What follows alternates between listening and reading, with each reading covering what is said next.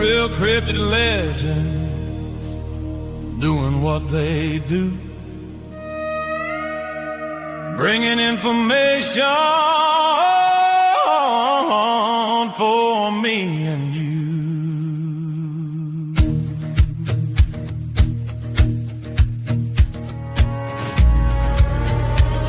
Ron Morehead and his Sierra Sounds, Darrell, Denton, the Tennessee Bigfoot Man, along with Michelle, Desrochers, bring adventures across this land. So much information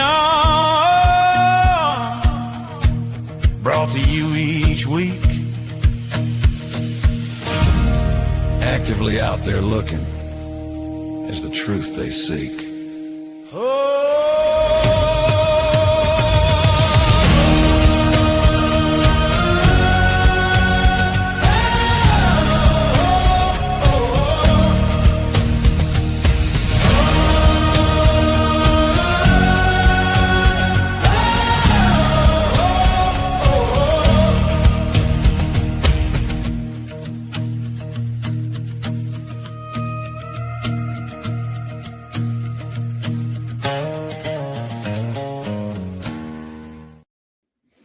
Good evening, everyone. Welcome to Two Real Cryptid Legends. We are broadcasting live on the United Public Radio Network, 105.3 FM from the Gulf Coast and 107.7 FM from beautiful New Orleans.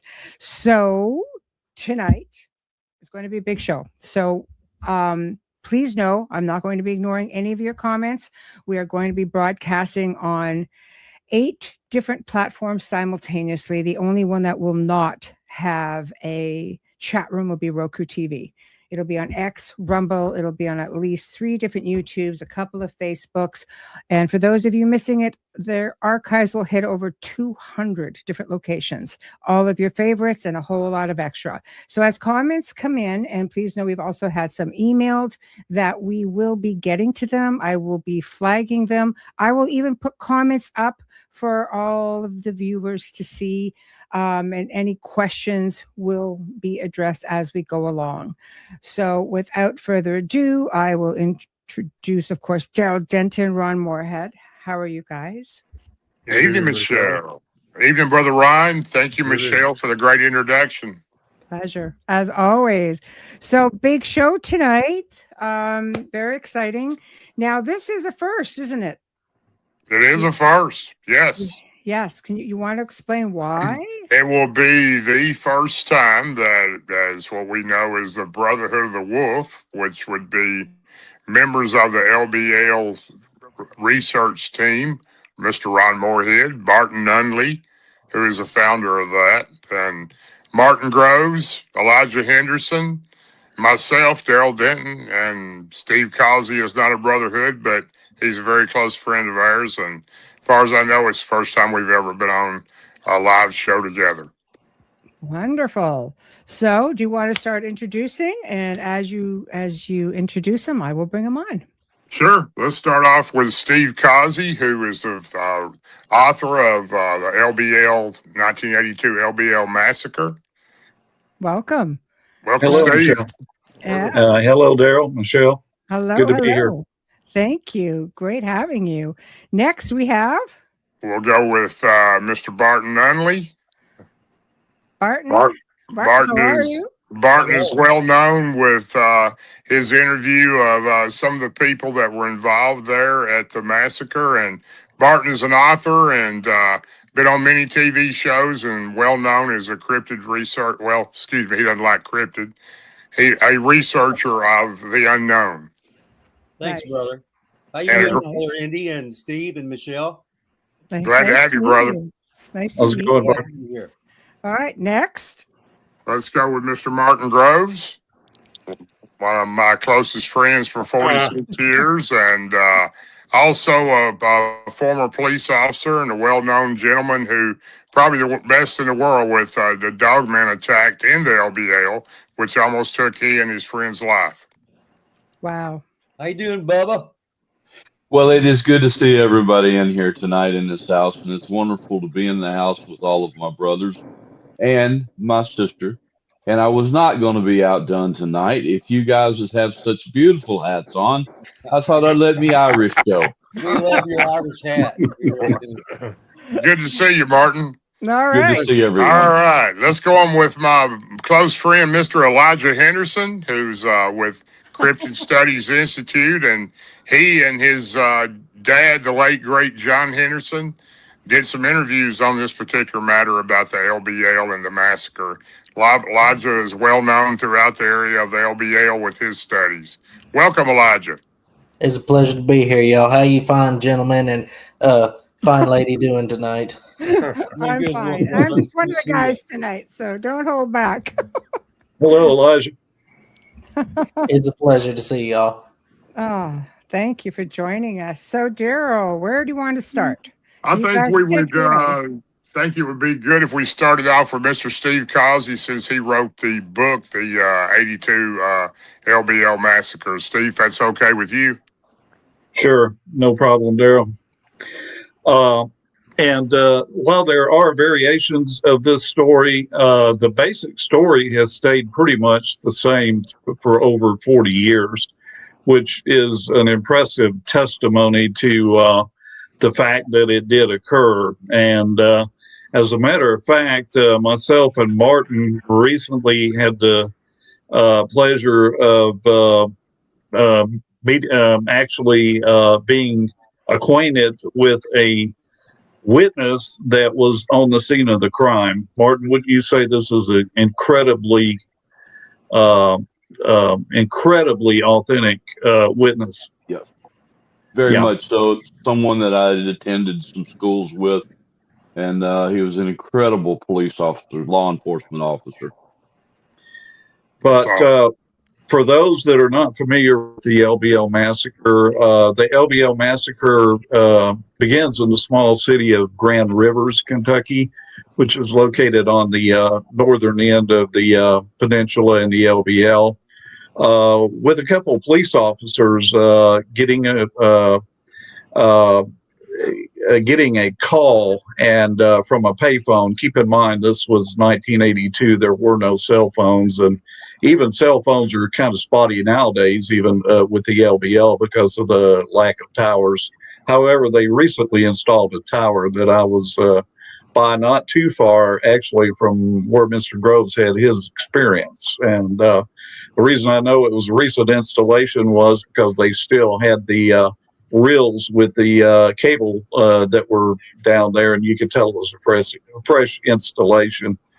But the story begins with this young couple coming out and calling on a payphone. A couple of police officers meet them, and they explain that there's been a horrible murder near a camper, or at least the people they have seen are in pretty bad shape. And the police officers take the details. However, this couple refuses to accompany the police officers back to the scene. They are terrified by what they have seen. So the police officers take the initiative to make the radio calls and dispatch information as would be standard procedure with police radio and police techniques, as Martin would be quite familiar with. Upon arrival and everything, they do see the camper, and there is a fire that has been made by the, shall I say, former inhabitants of this camper that is dwindling somewhat. And at this time, many police units began arriving on the scene with rescue squad, Kentucky State Police. What they find is literally out of a nightmare. The father is in front of the camper. He has been mutilated pretty badly. And the mother is in the camper. There is a small boy that is right at the door, the story as I heard it. And it was obvious he was attempting to get into the door, but the trailer was, the camping trailer had a hinged door, and the hinged door was ripped off from the top and only hanging by one hinge. and what was inside was even more terrible or heart-wrenching, as you might say, than what was on the outside. The mother had put up a good fight, but it was obvious this was a futile fight. There were marks on the wall that resembled a human hand, but they were in blood. The mother was eviscerated, as I heard it, and torn up pretty badly. They thought the initial victims were only these three until they started looking in the back of the camper, and they found little girls' clothes about 9 or 10 years old. So they started a search. They had many units on the scene at this time, and maybe 150 to 200 yards is the story as I heard it from that.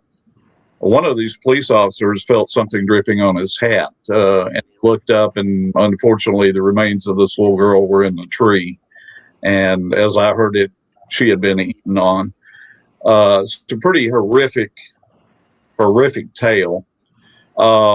I first heard the story in 1998, and I've got to say that Eliza and Barton and were very helpful in my book, and I appreciate their contributions to it. I talked to them as I was writing my book and was able to garner some more information. Martin Groves, actually, I always say I interviewed him, but it was actually an exchange of information. He's a police officer, and he interviewed me. But we garnered some interesting facts.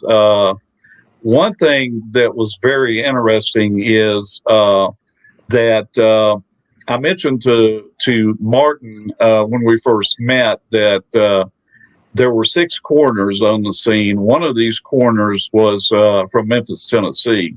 And I could see the change in his eyes when I said that, because he said, well, if they were going to call a coroner in, that would be like a head coroner or a regional coroner, it would be from Memphis, Tennessee.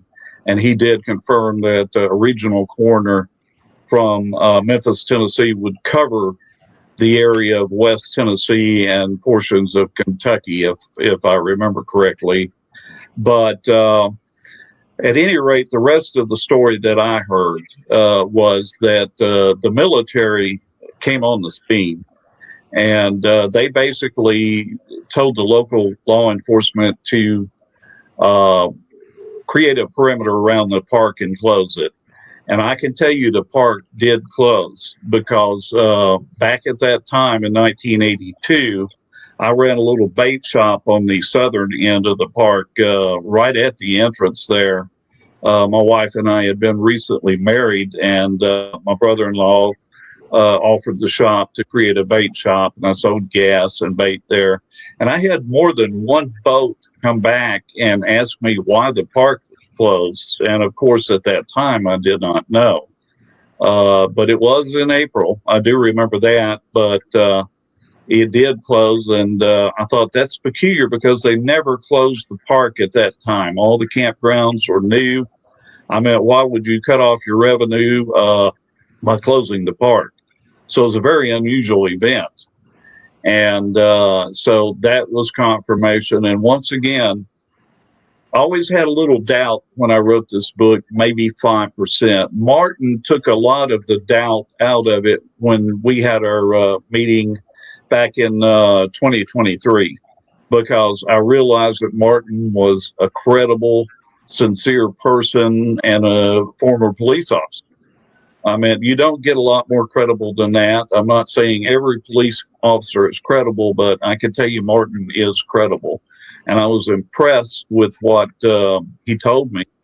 And from that point on, I was 95 to 96% certain that this event had happened. Now, keep in mind, I'm skeptical by nature. When I first heard the story, I was very skeptical. I was on a fishing trip, and I thought, this sounds not quite real enough to be true. But after this last witness that Martin is aware of and I'm aware of, we're protecting the identity of this witness for obvious reasons. We don't, for one thing, the witness does not want to be exposed. But my percentage point that this event did happen is now at 100%. And I think Martin is pretty close to that too. Wouldn't you say, Martin? Steve, let me ask you a question. Were there pictures taken? I'm sure there were all kinds of pictures taken. I'm sure there was all kinds of photographs. This particular witness had a sketch, and a sketch of the creature that did the carnage out there. As you can imagine, if federal authorities were on the scene, this was hushed up very quickly. It would not have been allowed to get out. I'm sure there were pictures taken, but you will not find any news stories on this. You will not find any pictures on it. All you'll see is, and once again, you can talk to Barton and Eliza, all you're going to find is little giblets of information that you can kind of piece together. So as far as the picture goes, no, I don't think you're going to find anything. But this witness was able to confirm that the military was on the site. And this unit was from Fort Campbell. Now, whether this was special forces or whatever, I think some of the information was kind of, this witness chose to protect some of the information that was given. And the story, as I heard it, was they did kill this creature and they hauled it out on the back of a deuce-and-a-half truck, which is, everybody that's had any military affiliation knows that a deuce-and-a-half truck is a standard term for a 2.5-ton truck, which can be covered or uncovered. This creature was so large, it took most of the 13-foot bed of this. Now, I would assume that's with the legs stretched out and with the head near the bed of the truck. This creature was pretty severely mauled by automatic weapons, I'll put it that way. A good portion of the chest was missing. Martin, do you want to unmute your mic? Yeah. Unmute your mic. You mentioned your witness had a sketch. Can I ask you, do you know where that sketch came from? Yes, it did.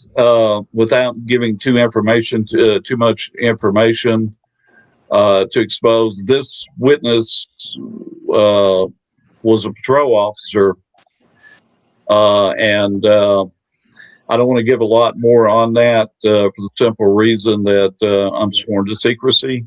Right. And I don't want to do this, but I'm asking, did the eyewitness actually do the sketch? No, the sketch was made on the scene, and the witness did not make this sketch. Right. I'm simply asking who made it. But was it? I'm not sure. I'm not certain. Right? Nope. Yeah, no information was given on that. Okay. But this witness was able to confirm that the sketch made matched almost exactly the cover on Martin Grove's book. So that tells me that this was a dog man, possibly a gugway. There are different creatures that have been documented. The gugway was documented by the Indians many years ago, back in the 1800s, if I'm not mistaken on that. So you're saying, though, Steve, that the military shot it? That is the story that I heard, and this witness was able to confirm that the military was on the site. So they followed it, or how'd they find it? Or they tracked it.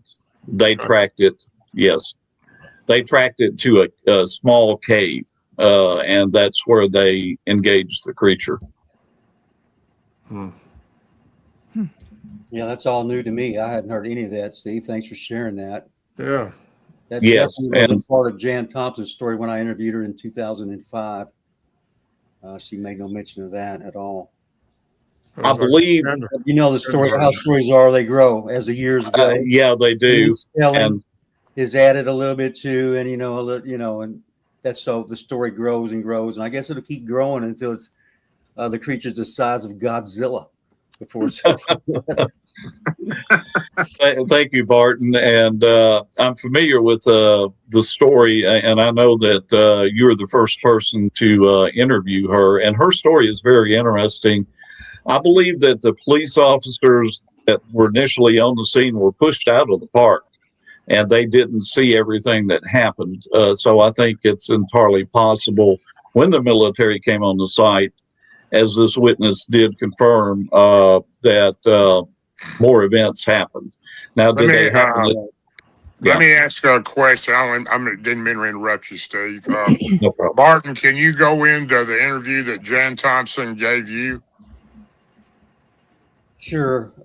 She contacted me in 2005. And, you might tell the people who Jan is, because they may not know. Jan Thompson is the one who initially made this story public. Now, ever since then, I don't know, maybe it was 2001 or 2002, but she contacted me in 2005, and I've just been contacted by a producer, documentary filmmaker from Florida, and he wanted to do a documentary, and he wanted to do a part 2 of a witness interview or something that he did called Keeping the Watch. And I said, well, John, instead of doing that, I got this story. This woman's telling me this amazing, fantastic story about Dogman. Let's go up and interview her. And so that's what we ended up doing. And she was a really, really interesting witness. I believed her. She even broke down and started crying at one point during the interview. And you can all watch this on Hunt the Dogman, which is on YouTube. Very convincing witness. What she said, the story that she told, could not be verified in any way, in any form, which is often the case with these stories because they're above and beyond what our physical laws, allow, and what science can explain. So she was very convincing, and I know it's always been a point of contention since then. That was 21 years ago. If she made this story up. And I can tell everyone here for a certainty that she did not make this story up. She actually heard this story from several sources, right? But she was a gifted writer, and what she did was she took this story and she dramatized it a little bit, and to make it more frightening or whatever. And that's the story that we got. But the story itself is true because I've talked to multiple people who have heard of the story long before Jan Thompson arrived on the scene. As a matter of fact, I've talked to people that have seen the Dogman in the Land Between the Lakes as far back as 1948, 15 years before the TVA came in and took over.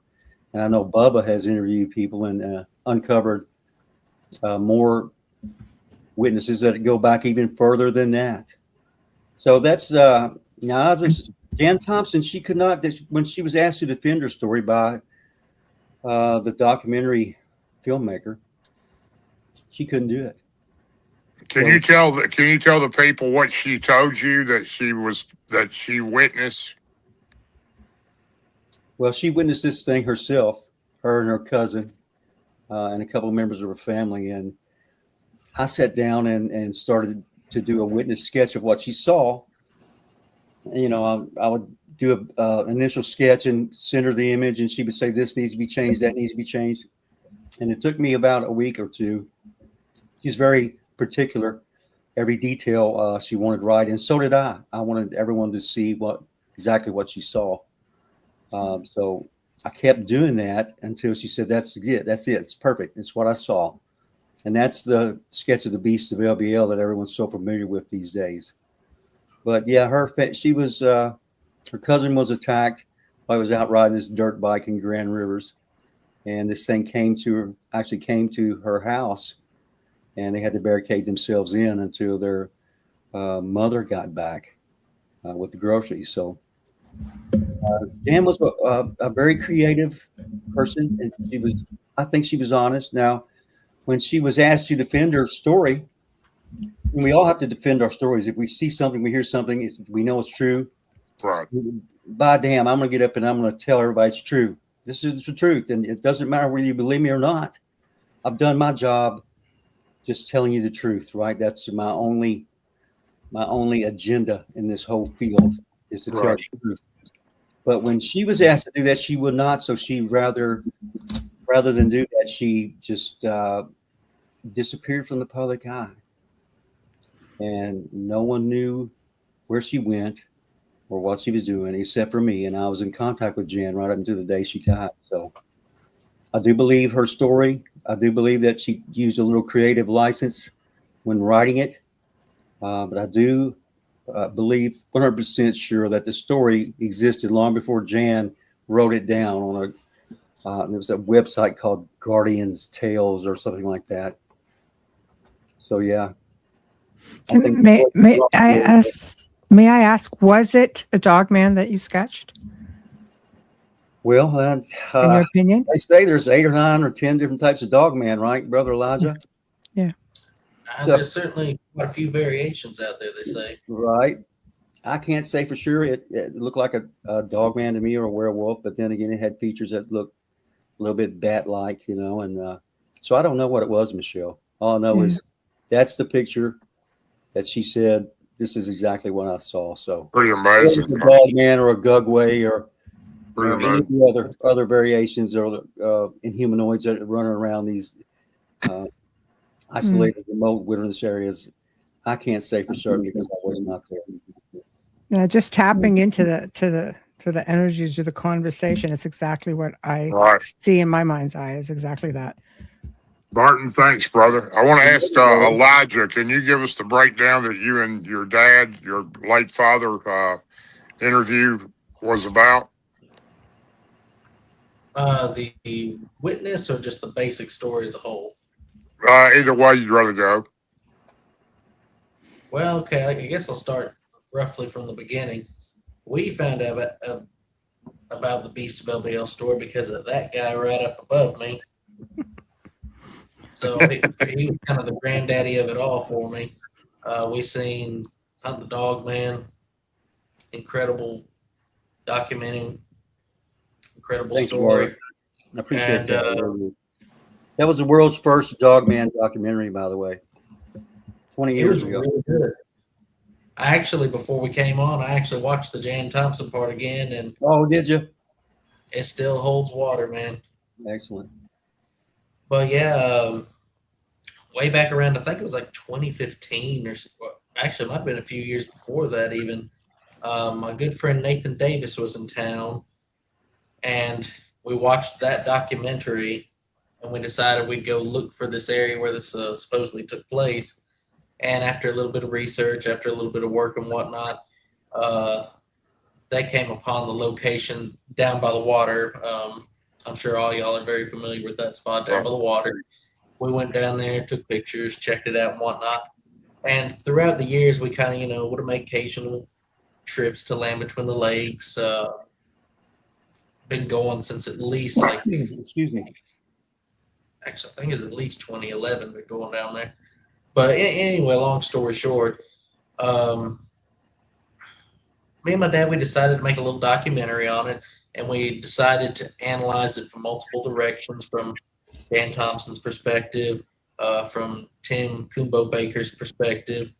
And the area that we always thought was very fascinating, that might be the site where it happened, was when you pull down that road and then there's the Iron Gate, and then you pull down that road and there's the bunkers all the way at the end. There's the famous picture there that you see all over the internet. That was Jan Thompson's creature that you saw, yeah. It kind of looks like a canine monster instead of anything like a... Well, it's got bat-like features, It's not a typical dog man that has a German Shepherd head or anything like that, but I would hate to run into that thing myself. That's been... Barton did a great job on that sketch work. Thanks, brother. It's become very famous. It really has been using a lot of things without your permission. So thousands of times. Oh, yeah. Thousands of times without my permission. But that's the way of the internet, right? We're at this point. Go ahead, Elijah. I didn't mean to interrupt you. You and your dad did a documentary and just try to look at it from multiple sides. From the perspective it could have taken place down by the water, from where it could have taken place over by the bunker. And we just truly tried to delve into the subject. Listen to a lot of other documentaries on the subject matter, and spent a whole lot of time down there in the park. We spent the night down in where the attack supposedly happened and whatnot. And I guess it was after that documentary I met you, Mr. Martin Groves, and I've known you ever since. I guess that was about 2020 or so. Yeah. So I've known you quite a while now. And I guess probably everybody knows me now because of a gentleman that came out and said he was a witness there at the attack scene, a gentleman named Roger. It was about Christmas time, and I was staying in a place called Standing Stone State Park. Barton, you might know that park. Yes. And if anybody remembers, it was around the time that missile came through, or the bomb or whatever it was, and blew up the AT&T building over in Nashville, Tennessee, and cut everybody's phone service. Yeah. Well, around that time, we were staying down at Standing Stone State Park, and we'd have to go to a very specific portion of the park to get signal. Me and my dad, we drive up one of these hills to get some signal, and I'm sitting looking at comments on YouTube, and this fella shows up with just a lot of odd, unusual details about that attack. I was like, Dad, look at this here. It's either me looking at comments or he was looking at comments. I'm sorry, I can't remember. But long story short, there's this gentleman who said he was a witness there, that he witnessed the attack there with the 4 individuals, and he watched them get attacked and killed, basically, and he escaped to live and tell the story. His story was, as Mr. Steve Causey mentioned, roughly the same as the original, with the variation that instead of the little girl being found dead in the tree, he said the family defended themselves, shot one of the creatures, and I presume it crawled up in the tree and died from blood loss or something, and it was up dead in the tree. That's that gentleman's variation, and that video garnered about almost 600,000 views. It became pretty widespread. But that's probably what most people know me for, that particular interviewing them. So we're saying there was 2 creatures. Is that correct? Yeah, he said in his version that there was 2 creatures, or that he believed there might be 2 creatures, because there was the initial one that got shot outside the front of their RV, and he heard the cries of the family inside saying it's coming through the window. So he presumed there might have been a second one coming up from behind. His story was that he shot that creature twice. His dad shot him, and the boy shot him. So the creature was shot twice by the boy's dad and Roger, and it started ambling off down the creek when he crawled up underneath that camper. And while he was up under there, another one came up and started coming through the window, and that's what got the little girl and the wife. That was Roger's story. There's been evidence to support for him. There's been evidence against him. I don't know. Well, I can tell you right now, I'm going to tell everybody right now. Roger Nichols, of all the people that I met on YouTube, I used to be friends with. And I'm not saying Roger's story is true or it's false. I wasn't there. I would never call the man a liar, but I will stand up and say this. He is the one who stood by his word, and his word is 100% good. Everything that he's ever said, every word that he's ever given me, he's stuck to and to the end. So you take that however you want to take it. Like I say, I wasn't there. I'm not going to call anyone a liar because I've had my own crazy experiences all my whole life. So I will tell you that Roger Nichols is a man of his word. And I'm kind of in the same boat. I'm not going to call him a liar because I wasn't there. I wouldn't call any man's story just a lie publicly, but Right. I wasn't there. I can't say yes or no, you know. Exactly. I agree with both of you on that. Martin, Amen. Martin, Amen. can you hear us? Martin Groves, can you hear us, buddy? I'm here, but I don't know Okay. if my mic is working. Is it Yeah. working, Yeah, Michelle? it's working. It's working. Yeah. You want to fill in Yeah. a little bit on what you and I have talked about over the years about this case? I think it's been covered very well, and I really appreciate everyone tonight and the information. Steve Causey and his book, without doubt, is a superb book on the subject and upon the subject matter. I would add to this that Steve's book was excellent, and it's brought forth so many more witnesses over the years since it has been published. Steve was instrumental in forming this first town hall that we had with the Mike Weatherford show and Jimmy Smith and the Golden Pond Distillery that allowed us. They were gracious enough to allow us to come there and perform this. Without this, the new witness would have never come forth and approached Mike Weatherford and Steve Causey and myself. They had always been in the background and had remained hidden, and they did not wish to come forward, but they felt like they were compelled because in the date that we live in now and the times, and of course, with all the witnesses getting older, they felt like they should come forward. But let me explain something to everyone that's in earshot tonight. I have approached this case and all the other cases that land between the lakes. And most folks, unless you have been a police officer, do not understand. You only have your word and integrity when you approach an investigation. You blow it one time, you're ostracized, your word in the courtrooms are no longer no good. One thing that goes with this is you protect your witnesses at all costs. You never divulge one name.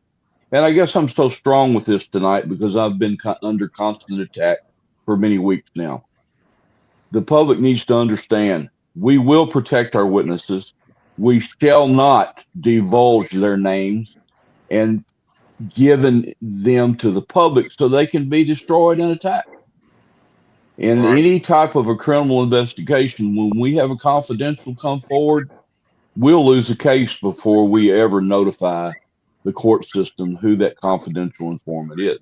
With that said, we use that witness to build our case, and then we go forth and we build all the information that comes along with this case. Steve's work in this has been excellent, and we have built a case together that, without any doubts in my mind, is a very, very trained investigator. I have no doubts that this took place. 100% what Jan Thompson has come forth with and has given to Barton Nunnelly, and the book that he has written was extremely honest. It was full of only the truth, and the integrity of it holds so many years later. The integrity still holds today and will hold 50 years after we have left this earth. Thank you for saying that. What I would say to people who are in a crossroads, this information that has come forth, we will share as much as we can, protecting the new witnesses. I was a local president of the Fraternal Order of Police for our state, and many of these, how do I do this? Many of these TVA officers were members of my Fraternal Order of Police. Even though they worked at Land Between the Lakes, they lived in my county, and then some had transferred in and out of the Land Between the Lakes. What I have done is I have attained every TVA employee that I could get my hands on, every name. I have investigated and I have interviewed these people, these good folks, shouldn't say just people, all personnel that I could get my hands on with their names from the 1960s until now. So yes, the story is 100% true.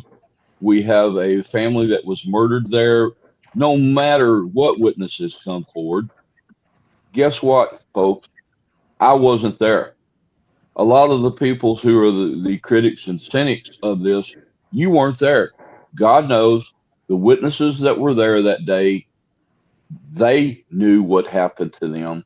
And we can go forth from there with all these bits of information to establish beyond reasonable cause. We establish probable cause. So there's kind of where it stands. And I hope I said enough there in that last 5 to 8 minutes that might. I have to commend you for actually saying that, because if your witnesses don't feel safe coming forward, they're not going to come forward, and you need them to come 100%. forward. Yeah, 100%. That is one of the problems we're going through right now. And I do know for a fact that this is the very reason why the witnesses are being attacked, because this makes the other witnesses hide in the shadows. I hid for many, many years. Yeah. If it had not been for Elijah Henderson's father, who spoken with me, I would have never come out of the closet. No one would ever heard my story. No one would ever know. Johnny Henderson was the very reason why I came out of the closet. He assured me the story needed to be told. Now, why am I saying that? Is because if you don't protect these witnesses, we have disruptors out there in the community that are purposely trying to shut the other witnesses down and their stories that have never been told. We must protect these people. I agree. I think a lot of disruptors out there, that's for sure. A lot of people. I know that I've been to this particular spot with Barton, and I know I've been to this particular spot where this massacre supposedly took place in 1982, and I've been there with Barton and Ron and even Elijah, and that particular area still has remnants of the campground that once was located there. You can find part of the concrete slab, some other areas in there, part of an old restroom. It's pretty obvious that the campground was there in that area at one time. And and obviously they came in and demolished it for a reason. And I think we all know what that reason was. One other little bit of information that I might give you, and I'm not saying it's from any particular witness, but there was an incident, and I'm pretty certain this did happen from the credibility of what I heard. There was an incident where a deuce-and-a-half truck once again overturned and 2 soldiers were killed in the LBL. An investigator went to the scene to document it, and this investigator said these 2 soldiers were not killed by the overturning of this truck. They were torn up horribly. And a trained investigator would know what happened at an accident site. I was with a rescue squad for many years, an EMT, and Mr. Groves can tell you this also. Police officers are trained to investigate vehicle wrecks. They know what to look for. They know what evidence to gather, and they know the look of the scene that's an accident. This scene was no accident. It was staged. These soldiers had marks on them that were not consistent with a vehicle wreck. Okay. Steve, I'm not familiar with exactly what you're talking about. When did this take place? I'd rather not say. I mean, roughly since the actual massacre itself, and in the last year. It was in that time frame. Yes. Okay. Mm-hmm. Okay. Yeah. I'd rather not say, for the simple fact that I don't want to expose anymore, and Mr. Groves can kind of understand that. Yeah, I understand that. I don't want to do anything to Okay, with. I'll take it a step further. After the witness had contacted Mike Weatherford and then thus Steve Causey and myself, the information was given to me about the soldiers that were actually killed, and I ran with it. And what I did is I had a military police sergeant that had been stationed at Fort Campbell with 101st military police at the given time. The soldiers were not killed in a car accident, but the accident actually was staged. And one of the witnesses that we know of at this point questioned what had occurred. He had observed the bodies of the soldiers, and they knew that this was not a accident that had taken place. These soldiers had been killed by some animal attack. And yes, it is within the time frame. We cannot establish the date and time yet. And that's why Steve will not come forth with it. And so I'm the one going out on the limb as to what I have done since then. Yes, I Yeah, I have understand contacted someone with the military police, and this is a bona fide story. It coincides with what the witness has told to Steve Causey. More will unfold. Now, I will add this very quickly. For the folks that will come forth and say that either the story grows or that there is some form of embellishment, no, as the story grows and more information is obtained, so thus shall be an investigation. People will come forth 10 years later. It's not an embellishment. It's we have obtained more information. Murders have been solved 40 and 60 years later through new technology, new DNA evidence, or a witness that comes forth on their death scene. So this will come out sooner or later where the soldiers were a victim of the attack of the creatures that roam that area. I think all of these people deserve to have their story told, and they deserve the Yes. families deserve to have this. I agree, Michelle. closure. Yeah. Well, I do too. And Martin, don't freak out, but I think you have a Black Panther. You do, on your yeah. neck right now. Don't be That scared. is Commander Ninja, who is my bodyguard, and I need one these days. Steve, I would ask, did what everything I say, was that all right to Yes, say it in sir. that manner? Yes, sir. And I think that was excellent. As Martin said, we have to be careful.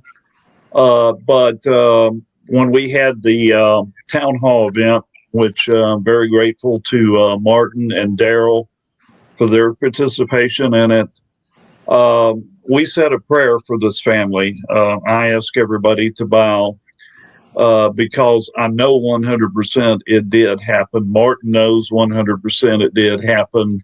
Darrell knows 100% it did happen. So we said a prayer for this family.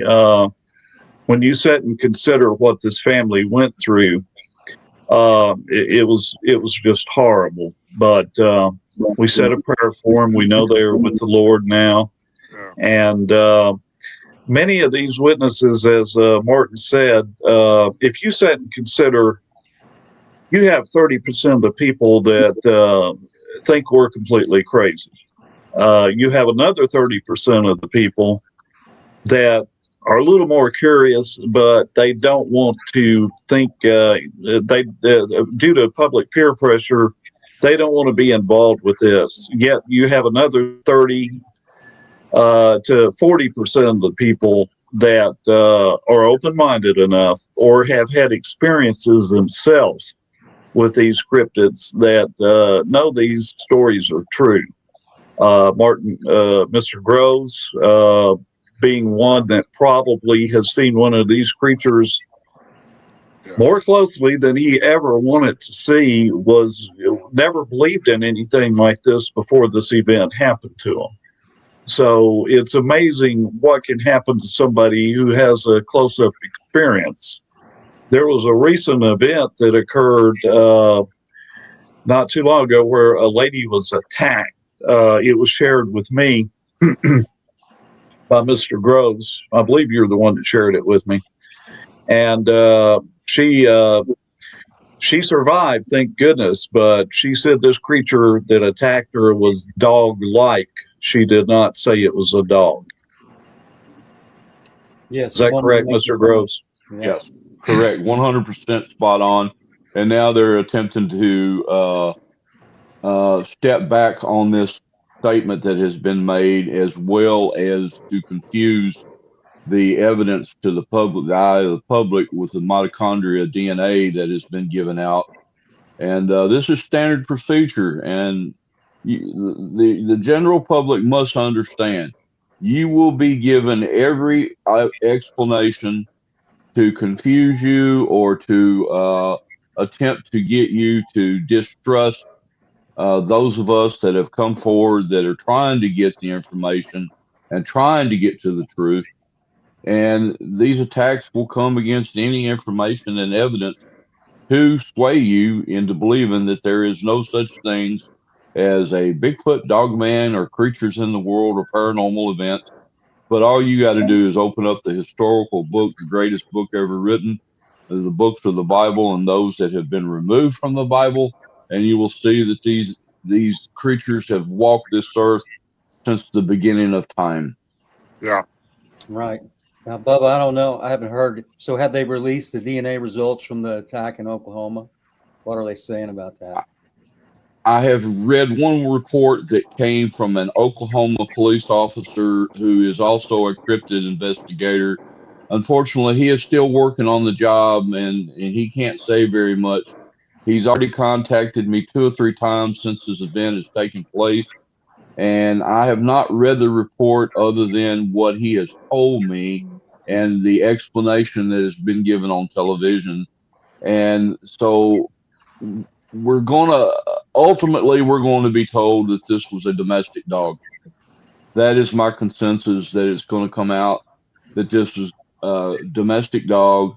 Another person tried to say that it was a bear attack. We're going to hear everything before it's over big with. Cat, yeah. Big so what's cat. amazing to me is they have all these DNA control samples of big cats, dogs, and bear right there on hand, readily available for comparison. And yet it's been almost 2 weeks, and they have yet to identify what attacked that lady. Don't you think that's strange? It is very strange. Yeah, I can tell you that I don't know if you've heard it or not, but there's also been an attack recently in Indiana similar to that one in Oklahoma. Terre Haute, Indiana. Was that a cynocephala there, Michelle? Michelle's muted. Yeah, that's a cynocephala there. Yeah. I had a report a year ago of a recent sighting of one of those. There we go. Sorry. This is St. Christopher. Oh, okay. This is a depiction, saint, right? a biblical depiction of St. Christopher, and I only put it up because Martin made, his comment about how far back it goes. This is just one example. So there it is. So sorry to interrupt. Just wanted to put it up there. No, that's all right. Thank you for doing that. Yeah, thank you. There's supposed to be a whole different, species of man with the heads of dogs, and I'm sure. Oh yeah. Everybody's familiar with the cynocephala of the ancient cultures. Go back to Anubis. Right. I had another conversation with recently with a police officer. I won't identify him, but Martin's not even aware of this. But he was told by park officials, and this is a very credible individual, I know him personally, that you would not believe what is in the park, the LBL park. Oh, I would. You would, Steve. I would believe it. Believe me. Most of the people listening might not. I would definitely believe it. Yeah, I would too, brother.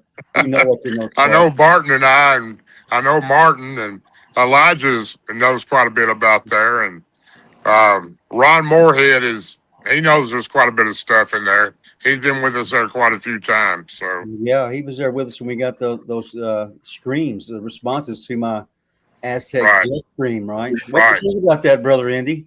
That was pretty crazy, right? Yeah, it was a good night. Mm-hmm. Yeah. So when people say there's nothing in the park, there's no unknown animals in the park, they're flat out wrong. It's just that simple. There's all kinds of strange stuff that goes on there. There's sightings of inhumanoids that are not dog, man, or Bigfoot. Not even close. Even stranger than those. So a lot of things going on there in that park. You know, they say that Black Panthers don't exist in the park, but I can tell you a personal story.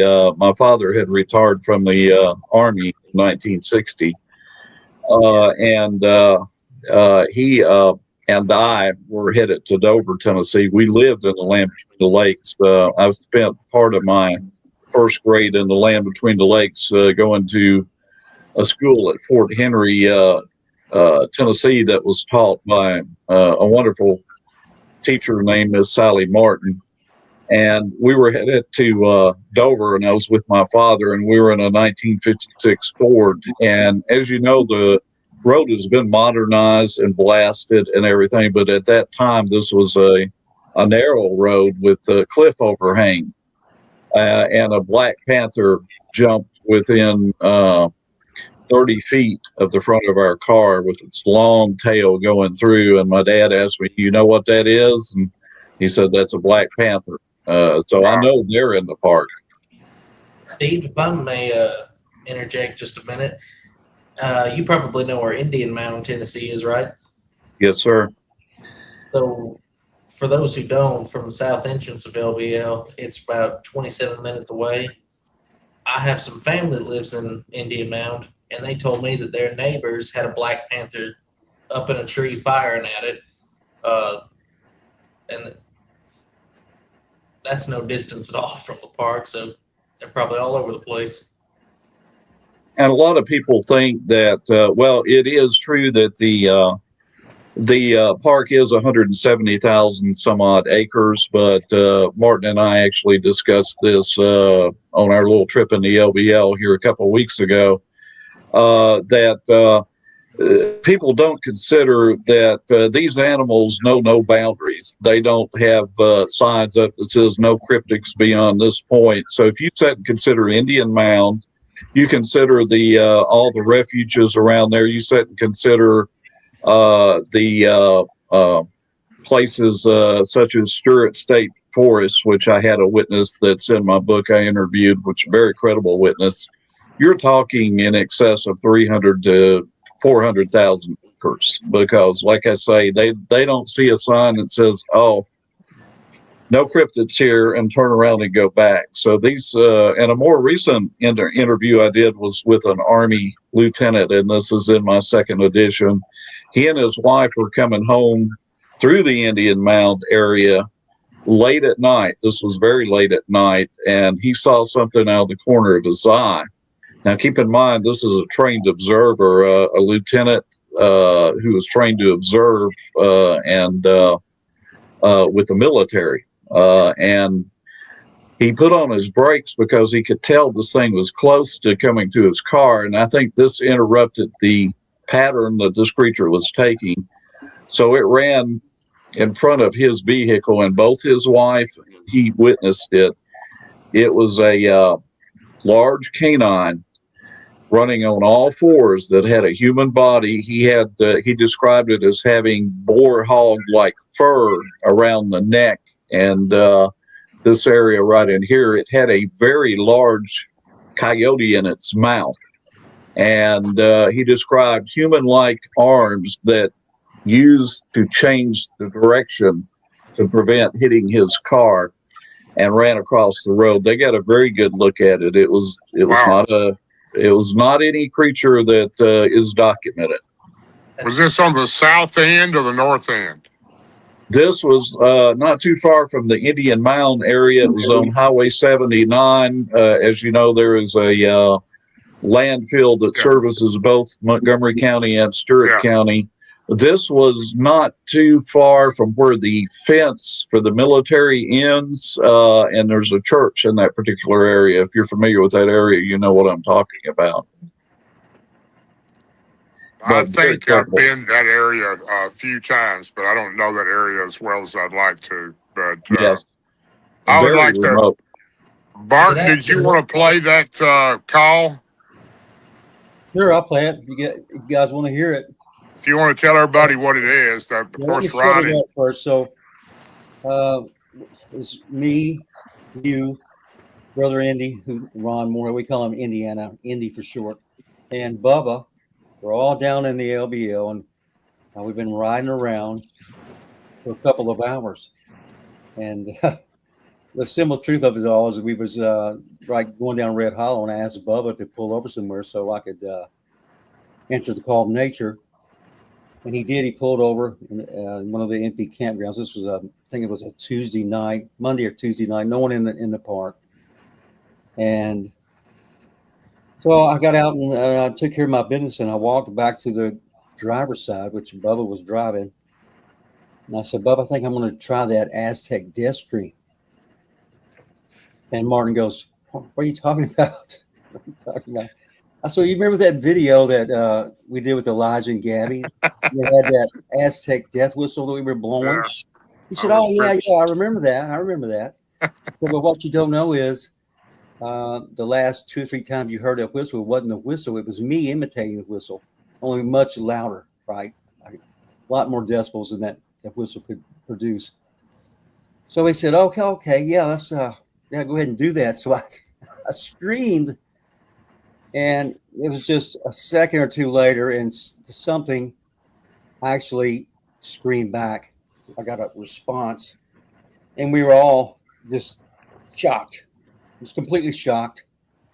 I have a YouTube channel that was gifted to me a few years ago, and I'm supposed to be a YouTuber, but I'm not very good at it. Because not one time did I think, take your phone out and record this. I wasn't expecting any response at all, but it was a huge response, and it sounded to me like it was about a quarter of a mile away. So I'm standing there, and I don't know what to do. Everybody's eyes are wide. You remember that, Brother Darrell, that night? Yeah. Thank goodness you were there, or this would just be another story without any evidence, okay? So not knowing what to do, I screamed again. And at this point, Darrell breaks out his phone and starts recording. So we're waiting for the second response. Ended up altogether getting three responses. Let's see here. And here it is. Now, I screamed the second time, and I got the answer from across the river. Now, that's a 1 mile wide at that point, right? I screamed the third time, and it got an answer from even further across the river.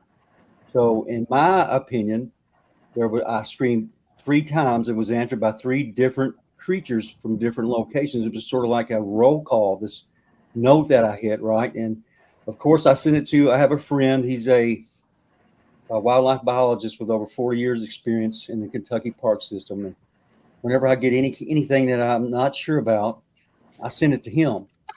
And he said, when he listened to this, he said, congratulations, Barton. Y'all got what most researchers never get their entire life. You have actually recorded the vocalizations of an unknown animal, because I don't know what that animal is.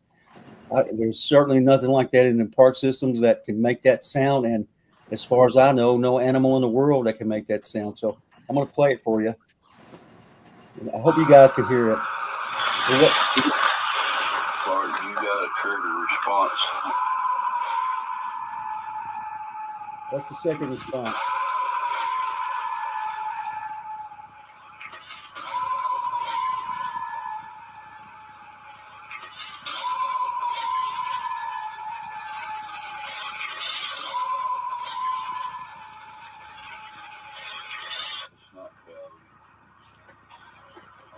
This is me screaming here, so I'll back it off here. Now here's the third response.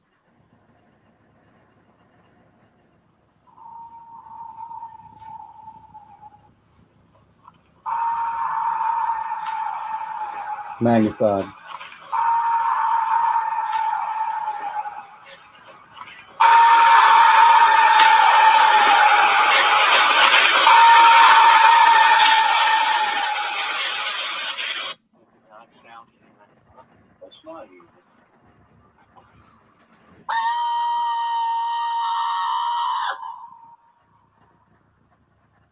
That was me. Not answering because it's coming. Hear me knocking around, brother.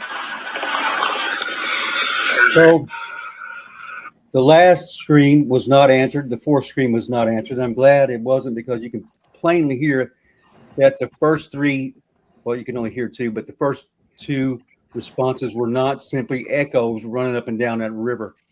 You can also hear that there's a distance between the two vocalizations. So Yeah, I thought that was for a good those who capture. doubt that there are any unknown animals in the land between the lakes, I challenge you to tell me what animal that was. And that's just one of the pieces of evidence that the Brotherhood was able to gather in 2024. We had some world class evidence from the LBL, including what we think is an interdimensional portal. Right, Bubba? Yes, sir. We were witness to the portal that opened up in front of us, and without any doubts, I know what that is and what has happened. Right. And we also filmed or videoed something looking at us from behind a tree, not 20 feet away, with bright eyes, and none of us saw it, which is so strange. It's crazy. And I can show you that if you want to see that too. Thank you, brother South Force. Appreciate that. Yeah, anything you want to show. That's incredible. That is so incredible. It really draws you in when it starts. Oh, it's amazing. Yeah, if Brother Darrell hadn't been there, we never got this. We've had some amazing things happen in the LBL. We really have. We've had some crazy stuff happen, and unfortunately, a lot of it wasn't captured on anything. It was just we were just there to witness it and not have anything to fall back on like that particular recording there. But that was good. That was a good capture, and Ron was in the front seat that night, and he got to hear it really well. So that was crazy. Man, Darrell got it when nobody else did. I'll tell you one thing. Evidence that you guys, any skeptics out there, can try to explain. This is a deer kill that we found. I'm gonna try to get this where you guys can see it. Turn it down a little bit.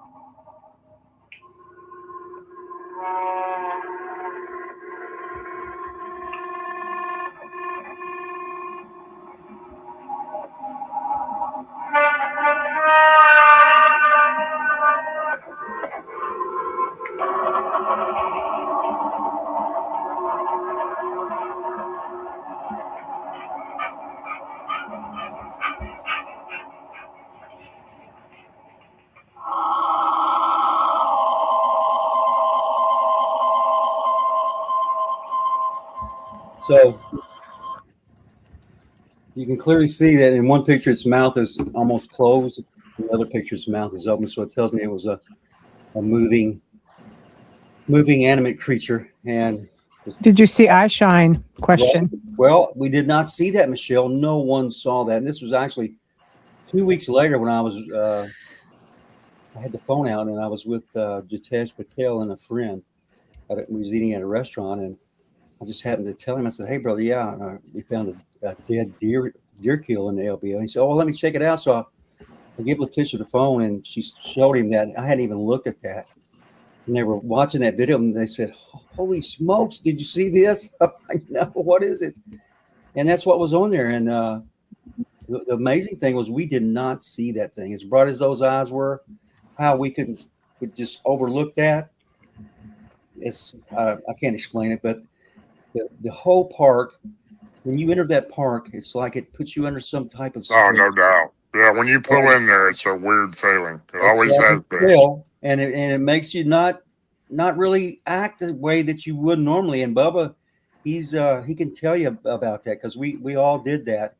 We reacted to that portal video. It was completely out of character for all of us. We only stood there for like 5 minutes when we should have stayed there all night. But we had plans to go to this church and check out this path behind the church in the woods. And I just can't explain us acting like that. Can you, Bubba? No, and that night was totally out of context, but I think that was due to the fact that we were all being directed and affected by the force that actually came from the portal opening and then the beings that we saw. And Matt and I were able to actually see and hear. We're very intuitive and empaths, and but we could see and hear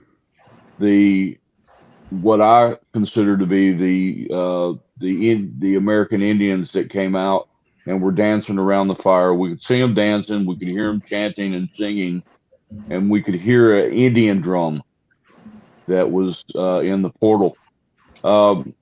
Michelle, I held my finger up there for a minute. I want to direct back to something that Steve Causey brought up before I forget it, and I've been taking notes to make certain that some things are being brought out. Over the years, I had investigated and spoken with many employees that I could get, even down to bulldozer operators. And we'll talk about Indian mounds sometime, but we have, in fact, Barton has come up with some exclusive evidence concerning the Indian mounds and how they all coincide with the story tonight about the LB Massacre. Steve, you brought up something that was very interesting, and the people should know about this. After this area was obscured, it was totally destroyed by the TVA. And may I say this too, it doesn't matter what investigator comes forth. It matters not. The encounter took place. It may be a half mile. It may be 50 feet. It could be a half mile up the road. What I got from the TVA employees that I investigated and that gave me truthful statements, dates, it goes straight back to when this park was destroyed. It goes to Steve's statement tonight. One of the creatures were in fact killed, one of the two, but one of them was traced to a cave. That cave led straight back below to where the branch run into the cave and the springs below it. That cave was purposely sealed shut, and even some of the concrete and the ground that comes from the LBL attack scene, that was all pushed down to destroy. You can't even tell that creek ran into that cave anymore. They have totally rerouted stuff. It's just amazing to me what these bulldozer operators were able to tell me. They took down everything. There's been 2 parks that has been destroyed in that area, and it was due to the attacks because they knew what these beasts, where they were coming from, and their routes they took. So they've taken out 2 or 3 different parks in that area. But I just had to say that, Steve. I really appreciate you bringing that up about the caves. Thank you, Martin. And I wanted to say to Barton, very good recordings and everything. I really Brother Darrell. Brother Darrell, excuse me. It's hey, we're all a team together. It doesn't matter who recorded it. Can you imagine being somebody who does not believe in these creatures, and as we're told, it's and the land between the lakes is a very beautiful place. But can you imagine going in naive, not realizing that these creatures might exist, and hearing something like that scream while you're alone camping and fishing in the LBL in your tent? Well, that's the biggest reason that I know of that our team especially was sought out after to let people know that things like this exist. That's what Martin and I started off with quite a few years ago, because he doesn't want to feel responsible for someone going in there and having no idea. None of us do, that these creatures may exist. And you got, your grandparents taking the little kids to a camp in the middle of nowhere and camping in a tent all night. Now, they may be safe, but chances are something could happen and they're not aware of what's in the park. Right. And so many people just sit back and talk about this stuff, brother. And yeah, you and Elijah and Bubba knows that the only reason I'm down there is to kill one of these dogmen and put a stop to all these attacks and disappearances that go on down there, especially of little kids. I can't stand that. But I'm going to show y'all one more video. This is the video of an interdimensional portal. And then I'm going to have to get off here soon, okay? I don't know if I have the... this is Yeah. See it. You see how it's pulsating on the trees around it? Yes. I have the audio turned down so we can talk over this. But Bubba and War Criminal 7, who was with us that night, they both saw figures around this thing. This is just one little piece of a 5-minute video clip that we took.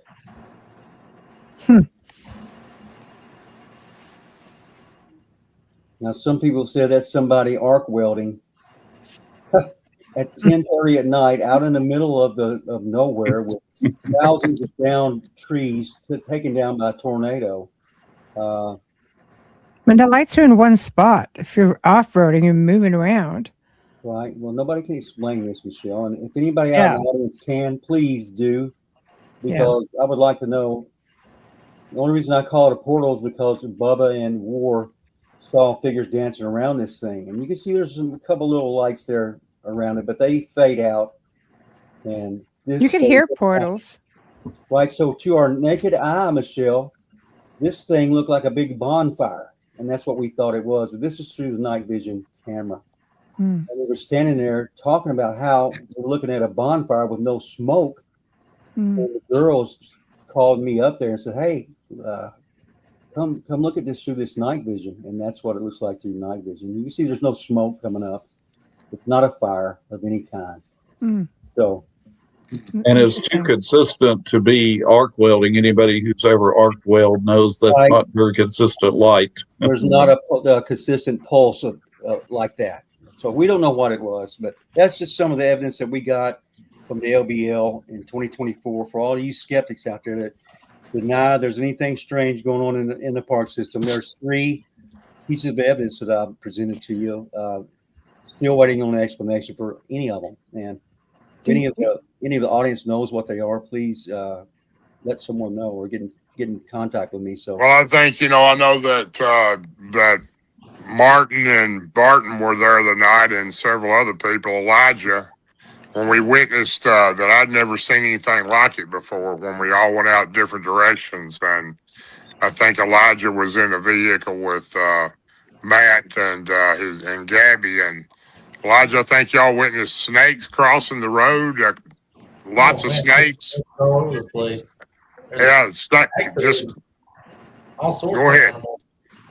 Of animals. Beaver off the road. There's snakes. There's deer. Just out of nowhere, and this is about the same time now that a regular moon in the camp we're sitting at, the moon turned to a reddish orange color out of nowhere. And everybody went out in different directions, and we had all kinds of encounters. I think Elijah and them even witnessed a dogman type creature across the road, didn't you? I missed it. I would have loved to have seen it. The gentleman we were driving with and my sister, we're all going down the road. Is about I think about 11:30, something like that. We went all the way out to that little gas station and got a little bit of snacks and whatnot. Went all the way back in, and we're coming up the trace roughly around the area where the hunter check-in station is. And we're coming through there.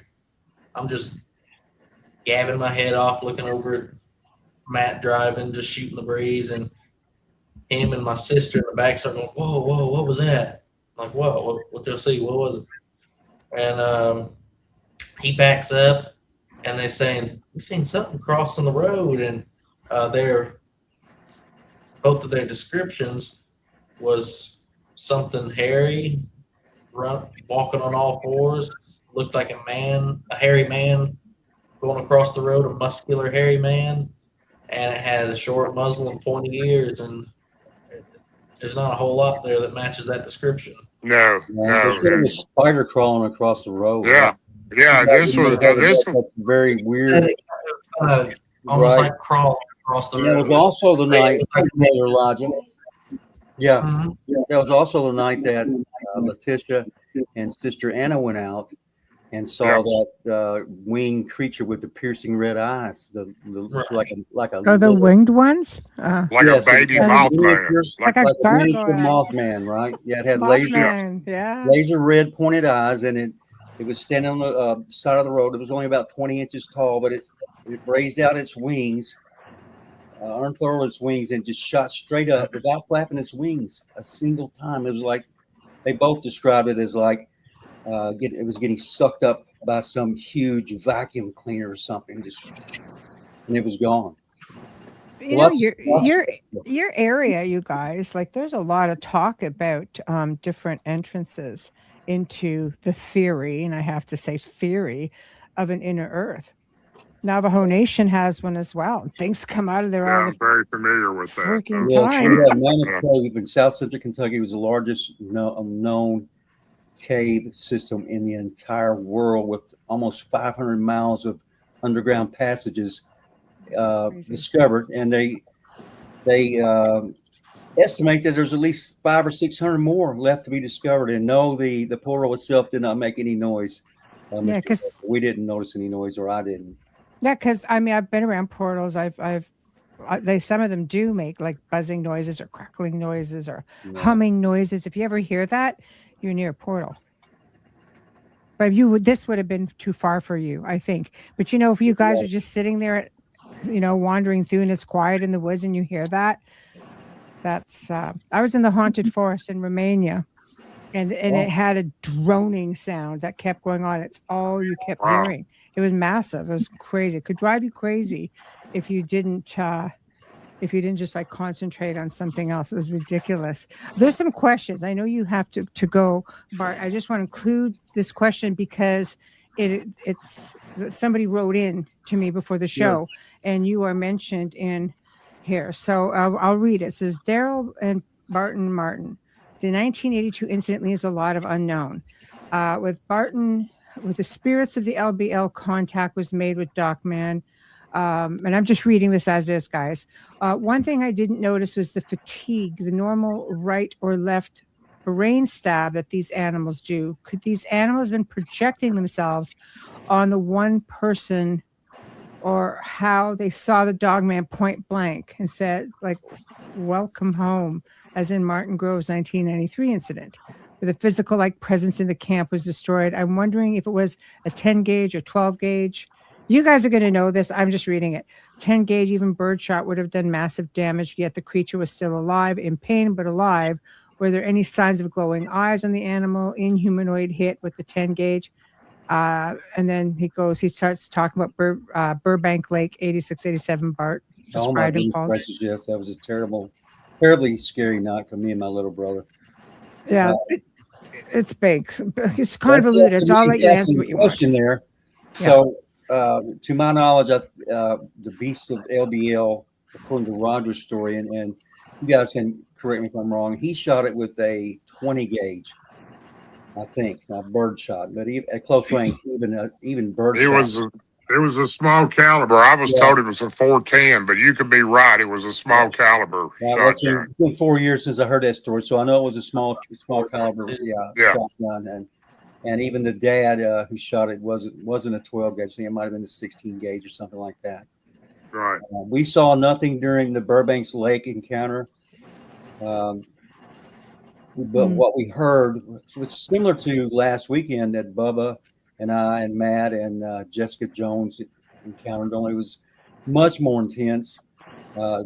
Breaking limbs, tree breaks, tree snaps, footsteps of 4 or 5 of these creatures circling around us in the dark, and we were stranded on the far side of a haunted lake. They called it a haunted lake. We just wanted to fish. We wasn't there for any other reason but to fish, and we got stranded on the far side of that. And as soon as dark fell, these sounds started coming out of the woods and circling around us, and we knew exactly what it was because of the Spotsville monster incidents back in 1975. We both thought we were going to die, but luckily we had a half a gallon of kerosene there, and I managed to start a fire.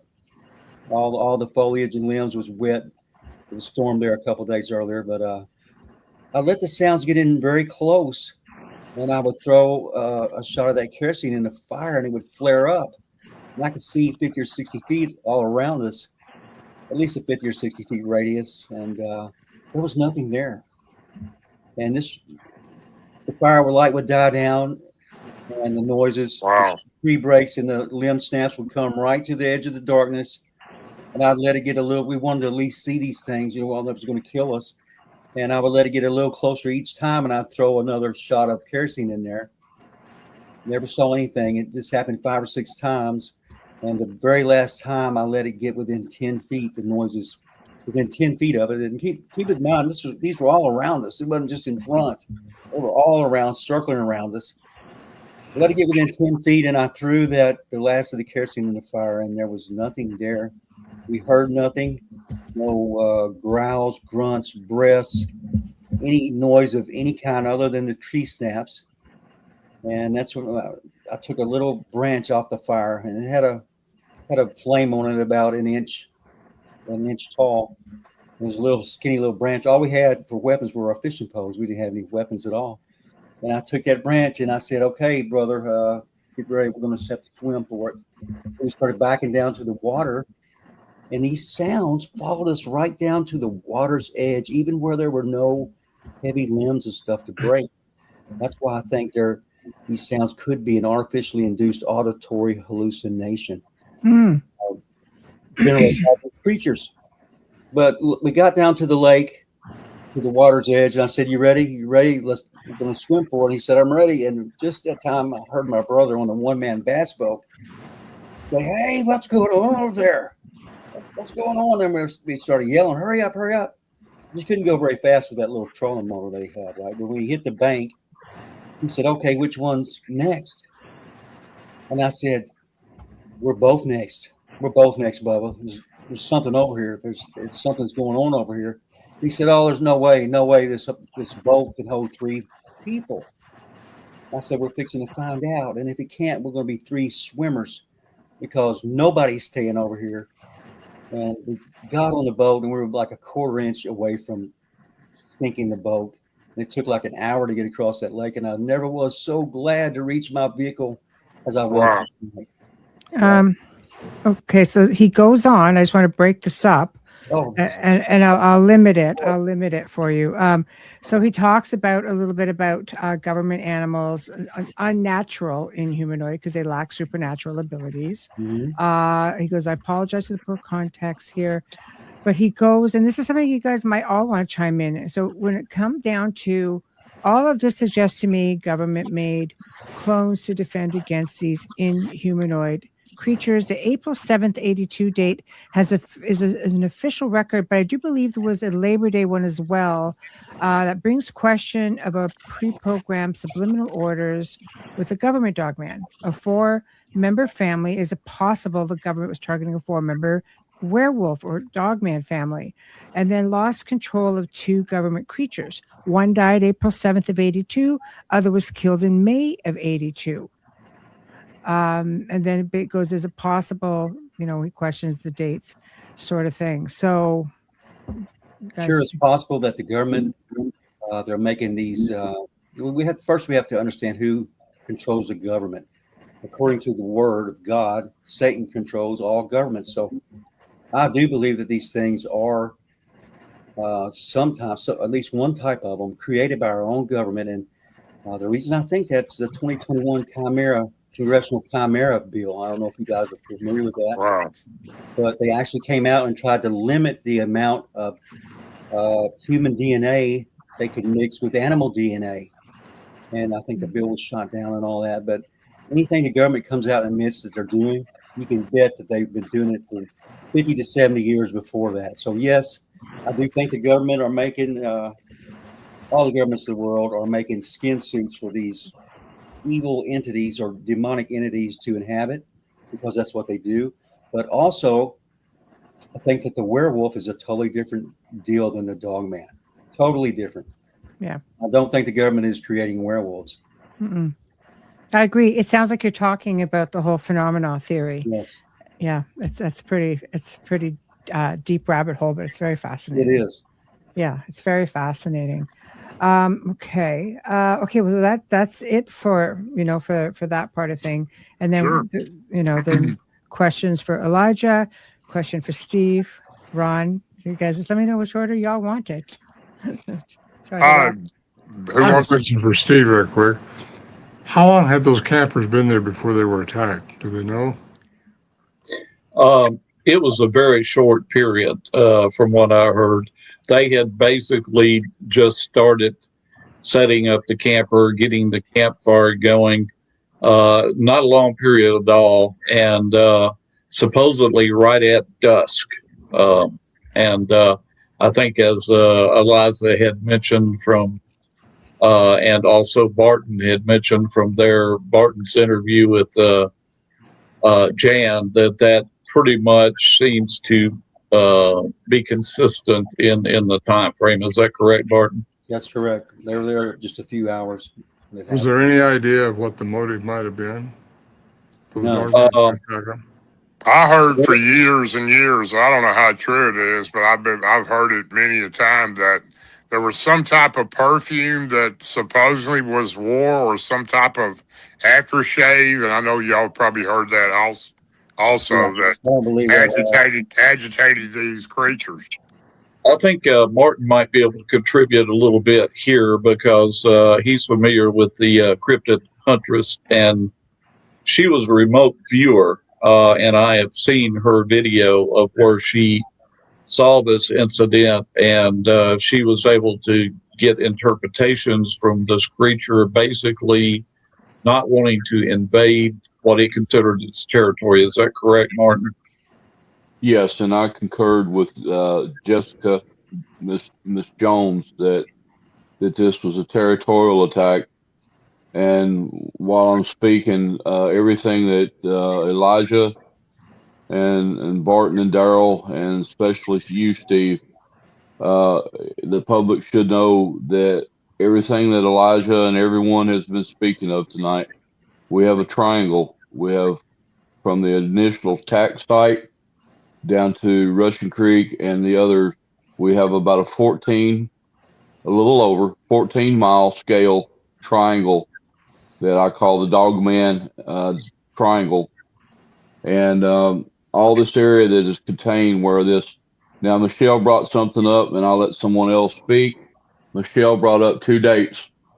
We have the April attack, and we have something that occurred in May. I think I can shed some light that will also coincide with what Michelle has said.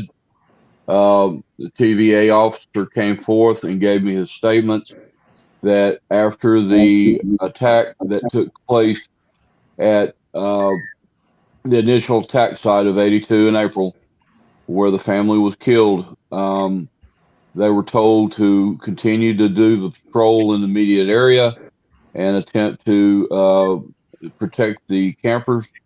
And then a short distance away in the month of May, a TVA officer made contact with a father, mother, and an infant child that was barely walking, and it was a little girl. And to this day, we have sightings of concerning paranormal activity. But the TVA officer left the family, and he could not live with the fact later on what had taken place. But that family he had spoken to were slain in the Mummers Bay 1 month later after the April 82 attack. So May of 1982, we have 3 more people that were slain in the Mummers Bay, only a short distance from the initial attack site. Were they able to locate the being that was responsible? That part is unknown. I understand that there was a search party and there was a shooting involved later, 24 hours after this incident. And what is very interesting is what the TVA officer had advised me, that this little girl that was missing, her body was never found. And the attack scene revealed that it was another canine attack, some form of a wolf-like creature on 2 legs. And what is very interesting is so many people report the general description of this mother is still seen in the immediate area looking for her daughter all these years later, wearing a sundress bloodstain. Wow. Yeah, when it comes to hurting the little kids, I just can't hardly stand it to hear that. That's why I'm out there with my sword and spear. I don't think putting little holes in these creatures is going to do anything, but if I touch them with that sword, brother, I think that's going to do something. So, see, I've been trying for 3 years and they've yet to step out on me. But maybe it'll happen before I get too old to swing that sword. See, my question with all of this, it's a national park, right? It's been turned into a national U.S. park. Forestry. Right. Yeah. And you have these territorial beings, and you obviously have military that, to me, there's 2 sides to every coin. They don't want you in the space. These beings don't want you in the space. But if you are, let's say, working a hybridization program, or you're just tinkering around, so to speak, with certain beings, whatever the case may be, you kind of have to know how they're going to behave, right? So why not just close the place down?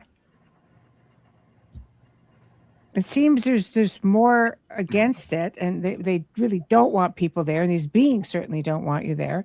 So why? I'm not sure that that's not a possibility. We've talked about this before over the years. I'm not sure that they don't want to shut part of it down or all of it. They're closing it down one road at a time, brother. Exactly. Right now, as we speak. Well, they are. You got campgrounds in there. There's one particular campground that's always just mystified me, and of course, everybody that's in here knows what I'm talking about mainly. But this campground had a store in it. It had basketball courts. It had tennis courts. It had camping facilities. I don't know how many camping sites there were, but it was a great number of them.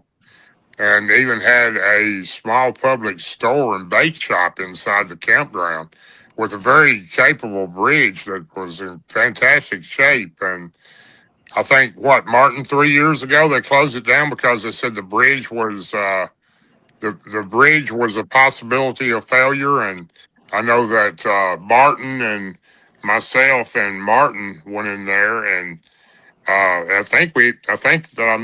pretty sure that an architect even looked at it and didn't see any issue with the bridge.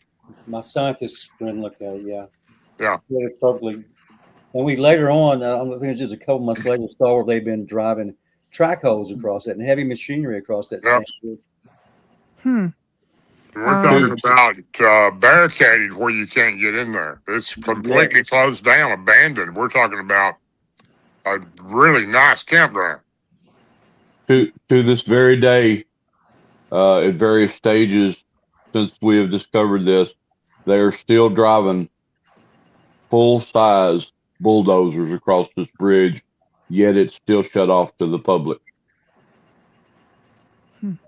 I heard a story from witnesses. I won't say I heard. I researched. I saw it. I read it, where there were people who were staying in the LBL and they saw a covered military vehicle, one similar to what Steve was discussing. There was a cage on it with a dog man in the cage, and they were just hauling off with it. Wow. So, I mean, believe half of what you read, half of what you see. It's like, but I found it interesting. Nothing surprises me because most national parks have bases underneath, like underground. So, so does the LBL. Yeah. Right. So you're going to hit some kind of level of high strangeness in there, whether it's just, human manipulated or not. I have a question for Elijah. The LBL. There was a YouTube clip on the Cryptid Institute with a blue eye glow. Can you elaborate where that took place? Seems to be a lot of activity on the racetrack. Hollow FS 131 being the area. It's odd because red, orange, and yellow are typical. Blue seems to be a special possible elders dogman. Are there any description of the encounter? Would be great. The only thing I can really think of that they might be talking about is I was in a place down there in Land Between the Lakes and got bluff charged by something, and we seen some blue eye shine, which I've always heard that blue eye shine is kind of synonymous with dogman encounters. We were in a spot and we were camping in this area. Long story short, we didn't camp there the night because there's a bunch of cottonmouth snakes. It was down by a creek, so we're packing up all of our gear and whatnot. And my dad, he seen some orange eye shine over on the other side of this creek. He's like, hey, there's some orange eye shine. Let's go check it out. Go over there. We get our trail cam and we're looking around. It's just a raccoon. But we're shining our light around in the darkness, and I see way up ahead some blue eye shine, like in between these two trees. I was like, Dad, do you see that eye shine over there? And he says, where that really dark spot is? And at that exact time, something hits one of those trees and kind of starts, swinging around like that. And there's some sort of a really deep guttural grunt or growl or something or something like that. Dad put his hand on my chest, starts backing me away. There's a cottonmouth coiled up in the road that was worse than that's probably worse than what we just heard. And we decided to stay there a little bit longer. Weren't ready to go home yet, so we sat around in some of these camp fold-up chairs we had tiki torches kind of lighting up the place, and we just sat around and just listened. And I had a silent dog whistle with me, and my dad says, "Elijah, you still got that whistle with you? Why don't you give it a puff?" Give it a puff. Nothing. Kind of sound. There's a little tip on the end. You can adjust the sound that comes out. So adjust it a little bit. Blow on it again. And 40 seconds later, it literally sounds like a T-Rex or something coming through the woods, just snapping branches, breaking limbs. And we did get that recorded, and it's pretty impressive sounding, but it's spooky. Be right there in the middle of that. This is sort of off topic, but what made this exponentially worse is that one of our tiki torches, we couldn't get it to blow out. Those birthday candles that you light and they just keep relighting after you blow them out. Yeah. As soon as we blow it out, you just relight. We're trying to get out of here because just got bluff charged or something. So, that was really great. It's always good to be logical. Okay, question for Steve. Steve, I got the book off Amazon, skimmed over it before writing this. The April date. So he's mentioning the April date again. I think Martin addressed this as well. The April date is possible. There was another date in May. You hear a gunshot. Victim reports April from various people, especially on Reddit, and people who witnessed a large police presence there in 1982. So that's, I pretty much thinking what Martin addressed. Because he keeps going back to the May incident. Yeah. April 7th is kind of the given date. If I had had some context about what happened with the park closing, I could give you the exact date. But keep in mind, this was over 40 years ago. I pride myself on my long-term memory, but even my memory is not that good to remember a specific day. But April 7th is the given time frame, and I think Eliza and Barton probably can add a little bit to that as well. Mm-hmm. Yeah, April 7th is the date given by Roger Nichols. Jan Thompson gave no date, at least not to me. And the part of my book about the beast of LBL, I let her write. I did not change one single word. So excellent. And Elijah, Martin? Dramatizing anything that she might have said, or changing or editing anything she might have said. Mysterious Kentucky Volume 1 is Jan Thompson's story in her own words, not mine. Ironically, April 7th is one of the days historically they believe that Jesus died on. April 7th is one of those days believed to have been the day. So I don't know how that weighs into anything. Wow, that's pretty interesting. You're right about that. No coincidences, really. Never. Never. No. Don't believe in those. Martin, anything you want to add? Concerning the dates, the TVA officers that I had interviewed, as well as the new witness that has come forth with Steve, we share a month of April. We cannot give the exact date and time, but we also have something that came forth from Grand Rivers of a write-in. You didn't have recording 911 at that time in 82. The dispatchers used something called a call-in or write-in on their radio log.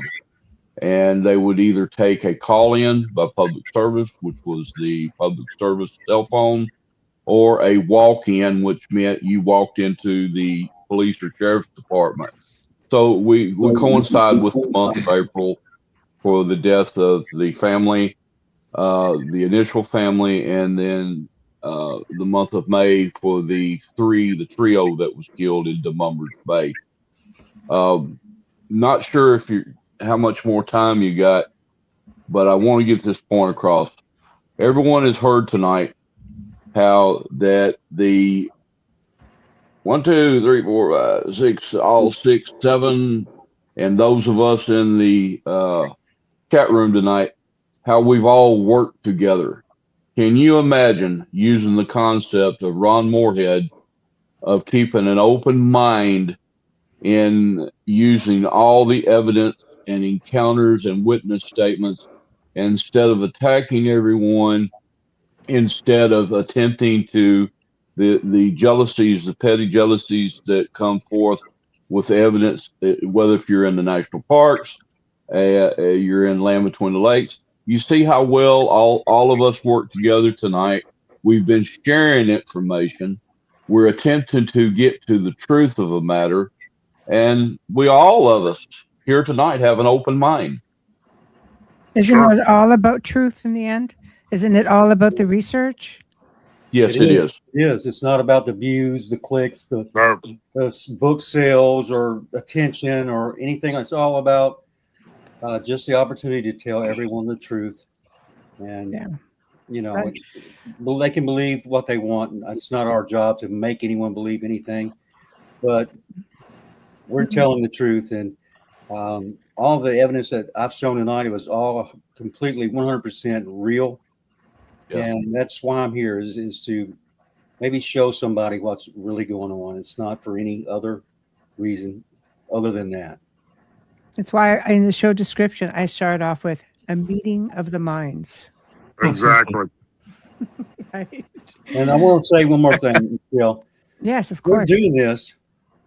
A lot of people don't realize how really dangerous it is out in the Land Between the Lakes at night. We're actually risking our lives in order to bring people a better understanding of what's going on and what's out in those woods.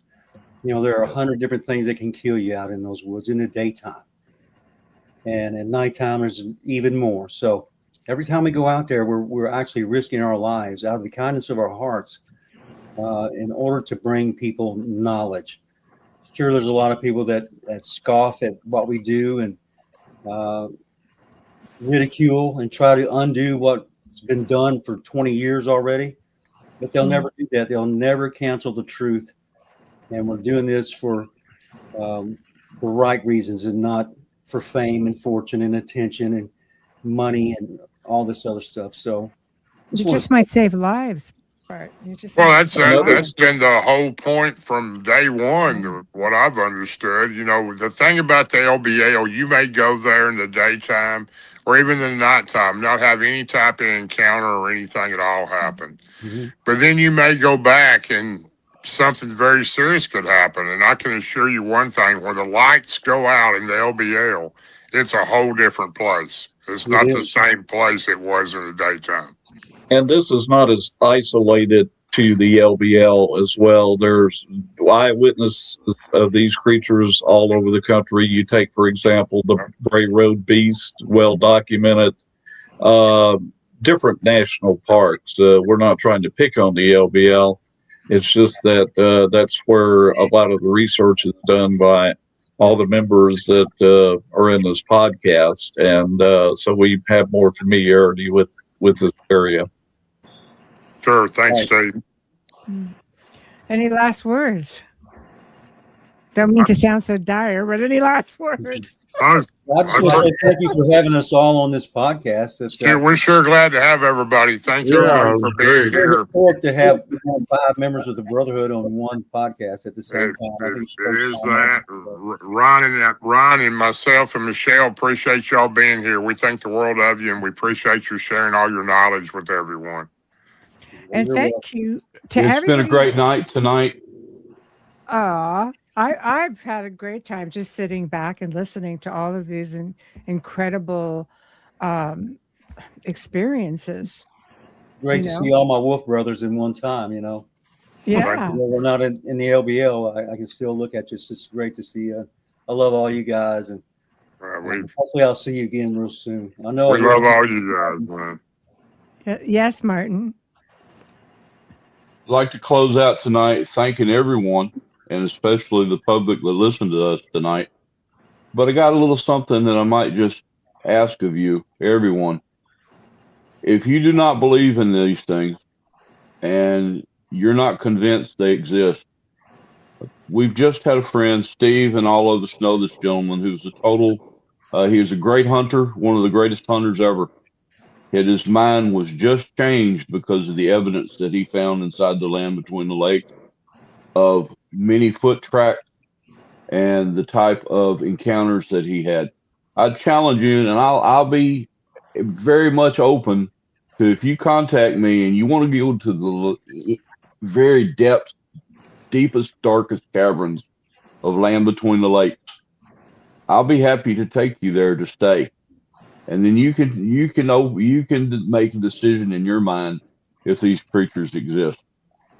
Right. That's good, brother. And you know, that's quite an offer there. I never tried to discourage or dissuade anyone from going to the land between the lakes. If you hear that about me, know that it's false. I want everyone to come there. I want every cryptid researcher out there to come there to land between the lakes. I want to experience some of what we've experienced, and that will validate everything that I've ever written about that place and have been writing for 20 years now. So everyone come down, just be careful. If you bring kids, I wouldn't advise anyone to bring kids, but if you do, please keep your eye on them and come see for yourself. Don't sit there and scoff at people that are actually out there putting it all on the line to bring you a little bit of truth. Come see for yourself. And for those who've never heard of it, because I have to say, you know, I've been in research and media for like a couple of decades, and I had never heard of the land between the lakes, and I was getting an influx. I know. After I heard about it, I'm like, how the hell did I not know about this? Anyway, but it is the most active cryptid research area in the entire world. I know, and it's how I had Ron on the show. And, never mentioned the land between the lakes, but anyway, people kept asking for it. So I connected with Darrell because it's like, because my backyard. I'm like, all right, I want you. And the stuff that I learned in researching all of this, because I'm an avid researcher and thorough, I will cross-reference everything to death a million times. I cannot come up with one source. Everything you guys are saying, there's not one thing I found that could contradict anything of what you guys have said. This is like the pièce de résistance of this kind of activity. And I really feel that whatever is out there is just barely scratching the surface of what you guys know. It is. It is. I agree with that statement. Point in fact, hit Jessica Jones, the cryptid huntress. Yeah. The most recent witness to this paranormal strangeness and what these creatures are. She was our last eyewitness that had just taken place this very week within a 7-day period. Yes, and our newest wolf sister, by the way. Yeah, she's a good one too. Yeah. I was going to say, where's the sisterhood in all this? Well, we have wolf sisters. Yes, we do. And they're great, great women and very brave. And they're not posers. They want to get out there in the thick of things just like us men. They don't want to sit at camp and watch the fire or keep the fire going. They're right out there with us. So, well, I will ask you this. Okay. Dealing with these type of beings, do the experiences, because you still have, like male beings like Bigfoot or Dogman, and you got guys that are all full of testosterone, and the women being Darrell. But thank you, brother. Do the accounts vary as per experiences for women compared to men? But I'm not, or that type of energy. I guess I need to rephrase that because I don't want to offend anybody. That type of energy. Right. We've never been women, Michelle. None of us here have ever been a woman. So, well, I know, but I'm just saying, like, have you heard? Your researchers, people come to you and will give you their encounters, right? I think that it's about the same with women as it is with men. They just scare the hell out of you, and I think that's mainly what they want. They feed off fear, mainly, in my opinion. Yeah, I agree. Once they get enough of that, then I think they're done. But particularly the dog men seem to feed off the fear, and dog men are not known for their pleasant dispositions. Right. See, I've always had amazing relationships, even with wild wolves. So that's why I ask. Do I want to just go, get bit in the rump by just throwing caution to the wind and jumping right in there? Or do I want to just kind of proceed with caution? Well, we try to protect the ladies. We don't let them, I'll go out without one of us with them if we can keep from it. Sometimes they're a little headstrong and they do their own thing, but I try to protect everybody in my group. And I've never had anyone in 40 years of expeditions all over the state of Kentucky. I've never had anyone injured in my presence except for Bubba. And we were sitting at camp around the campfire, and Brother Darrell knocks a log off onto Bubba's leg and breaks his leg and breaks 2 toes. Oh, so it was it was Darrell's fault. It was Darrell's fault. I'll take the second on that one. It was the Bell Witch that got it. Well, they just started talking about that, and I warned them, don't talk about that. Don't say the name, whatever you do. And then that happened. So there's always got to be one in the group that carries the shenanigans too far. Yeah. He's the pyro. We don't speak of the Bell Witch in the camps. That's for sure. That's okay. You just speak about it to millions of people listening tonight. We didn't say her name. Well, thank you guys for being on. It was such a pleasure sitting across from you all tonight, and just a wealth of information. A real treat for me. And thanks to everybody in the chat room. Of course, you guys are just awesome. I appreciate all of your comments and questions. And who knows, maybe we just do a part 2 and get into some other crazy. Yeah, we might have to do that. And I think. I want to thank everybody for being here. I really do. Martin, Barton, Steve, Elijah, my brother Ron, and Michelle for guiding us a lot along as normal. And it's been a great show. I appreciate all the audience, everybody watching. And thanks, everybody, for being on. We'd like to have you on again sometime. Good seeing you guys. Thank you, guys. Good night. God bless everyone. Yeah. Elijah, Barton, Good night, Andy. Martin, Good night, Steve and you Michelle. guys be good. I'm Good feeling night, like brother a wolf. Elijah. Feeling like a wolf. Have yourself a mistake. And All right. thank you Have no all. fear. Fear is your enemy. There you go. Amen, Ron. Ron said the right Amen, thing. Ron. Love and light your way out. That's what Yeah. you have to do. Not Anyway. everyone. Good I night. love everyone. God bless you. Love you, brother. Not everyone. Love you, brother. Good night, everyone, from Two Real Cryptid Legends and the United Public Radio Network, 105.3 FM on the Gulf Coast and 107.7 FM from beautiful New Orleans. Have a terrific week and good night.